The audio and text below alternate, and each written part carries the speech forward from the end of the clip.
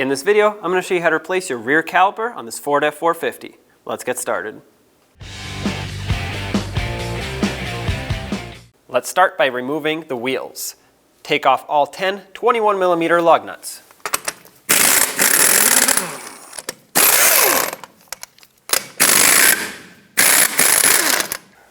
Let's remove the wheels.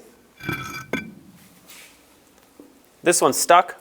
Oftentimes this happens. I'm going to spray some rust penetrant between the lug studs here where it meets the hub or the rear axle so that I can hopefully break it free, as well as right here.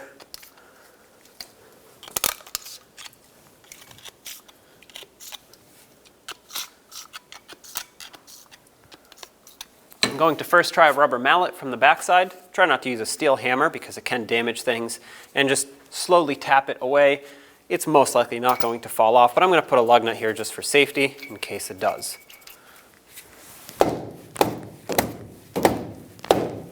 Sometimes you can also gently take a pry bar, make sure that you don't pry on anything important, and you can usually get it to break free. There we go. Walk it off of here. Now we can take off the safety lug nut that we put on.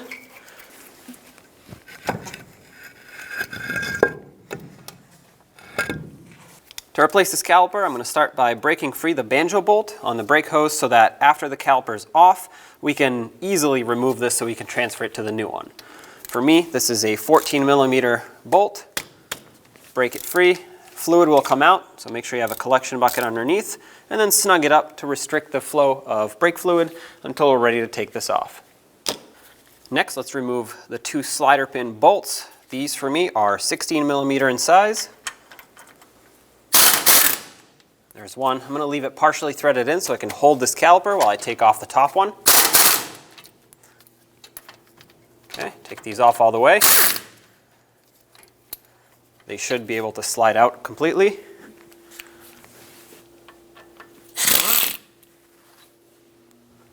Now with the help of a pry bar, pry the caliper away. Okay, and I'm going to take it, flip it up, and put it right on top of the axle. Make sure you don't put any pressure on this brake hose when you do this. You don't want it pulling on it. That'll damage it. And now we can remove the pads.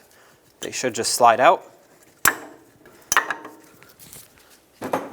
Take out the inner pad.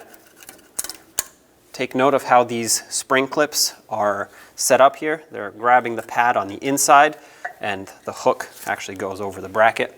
Now we have to remove the two 24mm bolts that hold the caliper bracket onto the axle tube. I can fit my air impact on the bottom one. For the top one, I'll have to get it with a breaker bar, but let's get this one broken free.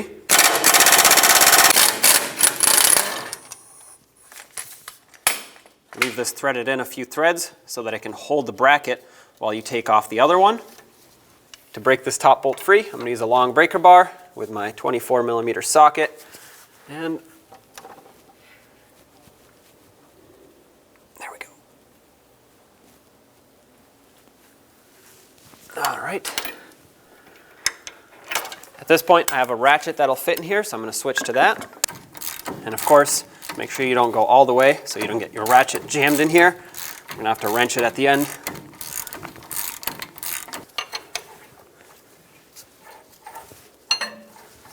Take this bolt out. Now take the lower bolt out as well. And there's the caliper bracket.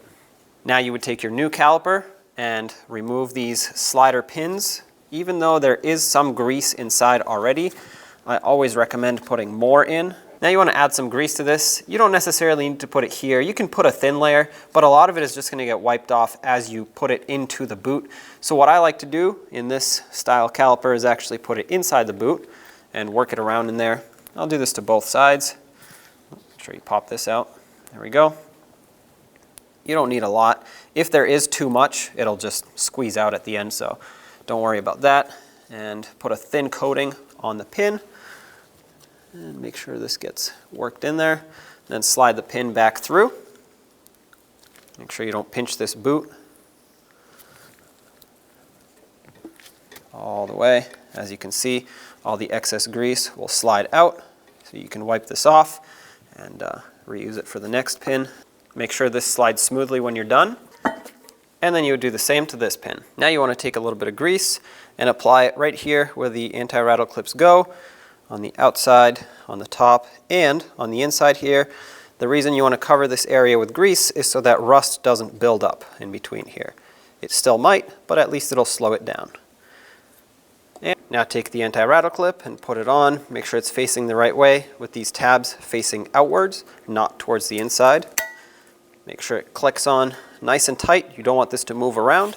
Then you would do the same thing to the other side. After you have both on, make sure that the one that has 3 equal length tabs is towards the bottom, and this that has 2 equal and 1 shorter tab is at the top of where the caliper would be. Now let's take the old caliper off of the brake hose. So remove the banjo bolt completely. As you can see, this is why we broke it free earlier, so that it can be easy to remove now. Keep in mind, some fluid will come out. We're going to have to be quick about this because you don't want to empty out your master cylinder. Take this out. 1 washer fell out already. That's important. You don't want any washers being stuck to this hose. The other one is on the caliper, so that's perfect. Drain this caliper and set it aside. Now let's reinstall the new caliper onto the brake hose before we lose too much fluid. Wipe off the brake hose and inspect it. Take the banjo bolt and a brand new copper washer, slide that on, then put this through the hose and a second new copper washer on the back side. You basically want to sandwich the hose in between those, and then thread this onto the caliper. Make sure everything is lined up and make sure the bolt threads on smoothly. You don't want to cross thread this. Take your 14mm socket and snug this up. I'm not going to torque it yet. I just want to tighten it so the fluid stops leaking. And once it's mounted and I can put some leverage on it, I'll come back and torque it. Take your new bracket, line it up, and reinstall the 2 large caliper bracket bolts. Start them in by hand. Drive the top one in a little bit until you can get a ratchet on here so we can bottom them out. The torque for these is 203 foot-pounds.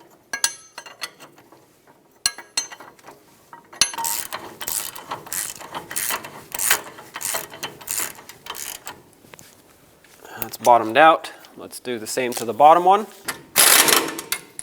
203 foot-pounds, once again, is the torque for both of these bolts. That's 1. And 2. Now just as a side note, if you were to put anything on these threads, you would put thread locker, definitely not grease or anti-seize. If you don't have thread locker, just leave them dry. Let's get the pads in. Doesn't matter which one you start with. Slide them both on. Make sure the hooks here, the ears on the pad, hook around the anti-rattle clips. Make sure everything is nice and centered. And now you have these spring clips here. Take the pad spreader springs, and there's an indent on the pad right up here. You'll see kind of like a hole that's partially drilled out. Hook one side of this in there, then hook it over the caliper, and then make sure this goes in between the anti-rattle clip slots. Oh, pad fell out. That's normal. These springs are here to push the pads out. So make sure you hold it in place.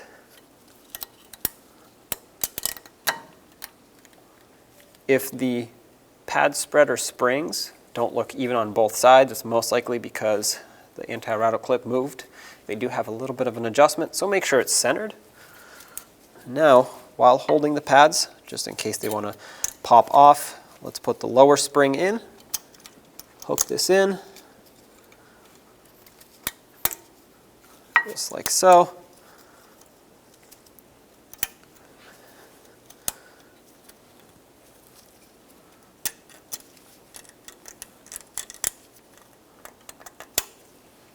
There we go. Take the caliper and carefully slide it over the pads. When you put the caliper on, you want to make sure that this bottom hook goes behind this part of the anti-rattle clip and then fold it upwards into the caliper bracket.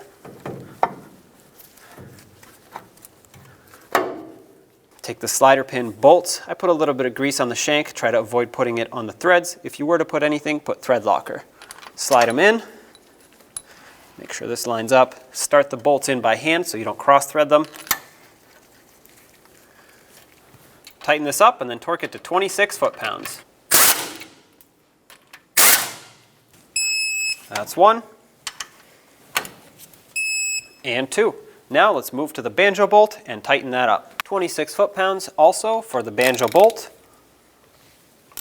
It's important that this is tightened properly so the brake fluid can hold pressure here. That's it right there. Now the 10mm wrench or 3/8, open up the bleeder screw and we'll perform a gravity bleed. We have a steady trickle of fluid with no air bubbles, which means our gravity bleed is complete. At this point, you would close this up and perform a full manual brake bleed. You want to make sure that no air is left in these lines or in the caliper. Tighten this up. Make sure it's nice and snug. And it's important to clean off any residual fluid that dripped down here so you don't confuse it for a brake fluid leak further down the road. Wipe everything off. That way it's nice and dry. I recommend to spray this hub surface with anti-seize and clean off any significant rust that's on there. And then you can slide the wheel on.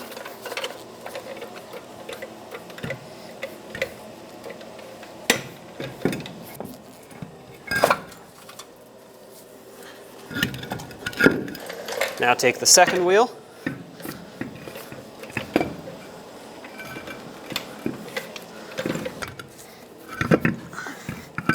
Slide this on. Start on all 10 of your lug nuts. We'll bottom them out and then we'll torque them in a cross pattern. Let's bottom these out in a cross pattern and then also in a cross pattern we'll torque these to 165 foot-pounds.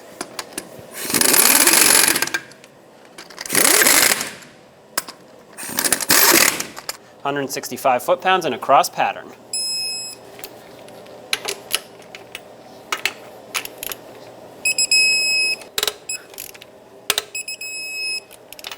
Double check them if you want. Other than that, top off the master cylinder and take it for a road test. When only the best will do, demand TRQ. The only company that lets you view before you do. TRQ is committed to offering the highest quality aftermarket auto parts that are engineered for peace of mind. Thanks for using and viewing with TRQ.